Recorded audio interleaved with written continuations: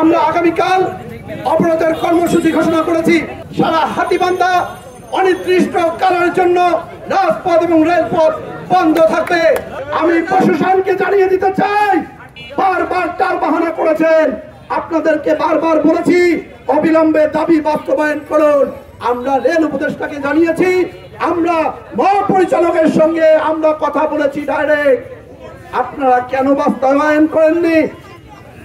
Salman F Rahman হুজুর দরবেশ সাহেব 35,000 কোটি টাকা নিয়ে যায়, আর আপনারা 100 কোটি টাকার প্রকল্প বাস্তবায়ন করতে পারেন না। আপনাদের এই নতজানু, আপনাদের এই পদলেহন, এই বৈষম্যের প্রতিবাদে আমরা হাতীবান্ধার জনগণ ঐক্যবদ্ধ হয়েছি।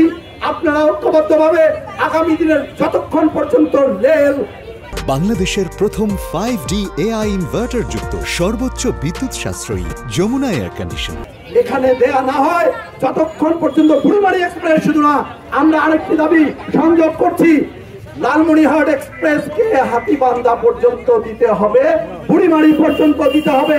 লালমনিরহাট এক্সপ্রেস লালমনিরহাট একার নয়, আমরা লালমনিরহাটের অংশ। আমরাও 40-এর মালিক, আমরাও 62-র মালিক, আমরাও 90-এর মালিক। আমাদের হিস্সা দিতে হবে।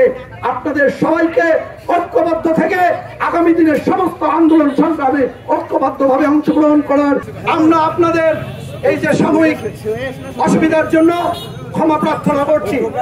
আমরা আগামীকাল অবরোধের কর্মসূচি ঘোষণা করেছি। রাজপথ এবং রেলপথ, সারা হাতীবান্ধা অনির্দিষ্টকালের জন্য রাজপথ এবং রেলপথ বন্ধ থাকবে। হাতীবান্ধাবাসীর প্রাণের দাবি, লালমনিরহাটবাসীর প্রাণের দাবি যতক্ষণ পর্যন্ত বাস্তবায়ন হয়নি, ততক্ষণ পর্যন্ত আমি শাহেদুজ্জামান কোয়েল হাতীবান্ধার সর্বস্তরের জনগণকে নিয়ে এই রাজপথে থাকবো ইনশাআল্লাহ। প্রিয় হাতীবান্ধাবাসী, আপনারা আতঙ্কিত হবার কোনো কারণ নেই। আমরা রাজপথ রেলপথ অবরোধ করব, কিন্তু এর আওতামুক্ত থাকবে দোকানপাট, রিক্সা, ভ্যান, অটো, মাইক্রোবাস, সমস্ত ধরনের ছোট ছোট যানবাহন এর আওতামুক্ত থাকবে। কারণ আমরা চাই আপনারা সবাই নিজের দাবি রেল কর্তৃপক্ষের ভুয়া বিজ্ঞাপন জারি করে এবং ভুয়া কথা প্রতিশ্রুতি দিয়ে আমাদেরকে মূলা ঝুলিয়ে রেখেছে। আজ হবে, কাল হবে, পরপর 4-5টা তারিখ আমাদেরকে দেখিয়ে দিয়েছে, কিন্তু আজ পর্যন্ত বুড়িমারি এক্সপ্রেস বুড়িমারি থেকে চালু হয়নি। নাম বুড়িমারি এক্সপ্রেস, কার্যক্রম লালমনিরহাট থেকে হয়। আমরা দীর্ঘদিন থেকে এই বৈষম্য দূরকরণের জন্য লাগাতার কয়েকবার আন্দোলন করেছি, কিন্তু প্রশাসনের টনক নড়েনি। তাই প্রিয় বন্ধুরা, আমরা যে আগামীকালকের অবরোধ রাখেছি, তা আমরা দল মত নির্বিশেষে সকলে এই অবরোধকে সফল করবে ইনশাআল্লাহ। প্রিয় বন্ধুরা, কথা অনেক বলা, বৈষম্য হাতীবান্ধাবাসীর বিরুদ্ধে, এই বৈষম্য হচ্ছে পাটগ্রামের বিরুদ্ধে।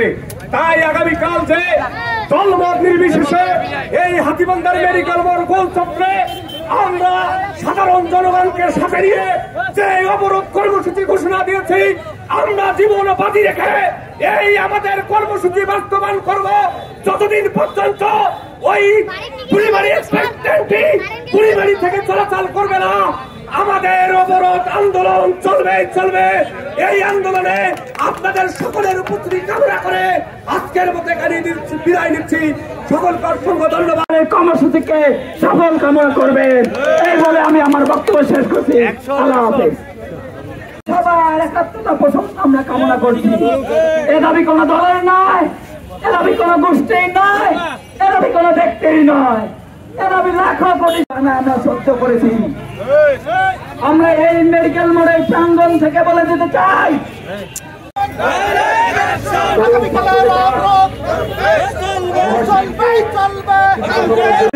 একের পর এক এই আপনারা জানেন